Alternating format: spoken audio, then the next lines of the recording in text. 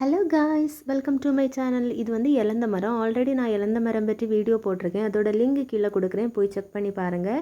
இன்றைக்கி வந்து நம்ம இலந்தம்பழம் தான் பறிக்க வந்திருக்கோம். இலந்த மரத்தில் நிறைய பூ பூக்கும், ஆனால் காய் அந்த அளவுக்கு பிடிக்கிறதில்ல. இந்த தடவை ஒரு 10 காய் காய்ச்சிருக்கோம்.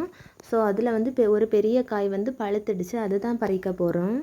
எப்போவுமே எனக்கு வந்து இந்த ஒரு விஷயம் வந்து யாருக்குமே நான் விட்டு கொடுக்க மாட்டேன். எங்கள் வீட்டில் வந்து விளையிற காய்கறிகளாக இருக்கட்டும், இல்லை ஃப்ரூட்ஸாக இருக்கட்டும், அதை நான் தான் ஹார்வெஸ்ட் பண்ணுவேன். எனக்கு அதில் அவ்வளோ ஒரு சந்தோஷம்.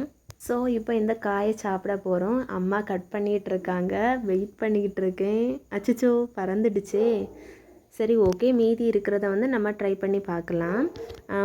ரொம்ப பழுக்க விட்டு நம்ம பறித்து சாப்பிட்டோன்னா அது வந்து டேஸ்ட் வந்து அந்த அளவுக்கு இல்லை. ஸோ நான் என்ன பண்ணுறேன் அப்படின்னா, மீதி இருக்க காயையும் பறிக்க போகிறேன். இலந்தம்பழத்தை நல்லா பழுக்கவும் விடாமல், நல்லா காயாக இருக்கும்போதும் பறிக்காமல், அந்த இடைப்பட்ட ஸ்டேஜில் நம்ம பறித்து சாப்பிட்டோன்னா நல்லா இருக்குது சாப்பிட்றதுக்கு. ரொம்ப பழுத்த பழம் வந்து அது அந்த அளவுக்கு இல்லை டேஸ்டாட்டு. பட் இந்த ஸ்டேஜில் உள்ள பழம் வந்து சாப்பிட்றதுக்கு டேஸ்ட்டாக இருக்கும். ஸோ நான் இனி இருக்க எல்லா பழத்தையுமே பறிச்சிக்க போகிறேன். நெக்ஸ்ட் டைம் வந்து இதை விட அதிகமாக காய்க்கும் அப்படின்னு நம்புகிறேன். நெக்ஸ்ட் வீடியோவில் பார்க்கலாம். பாய்.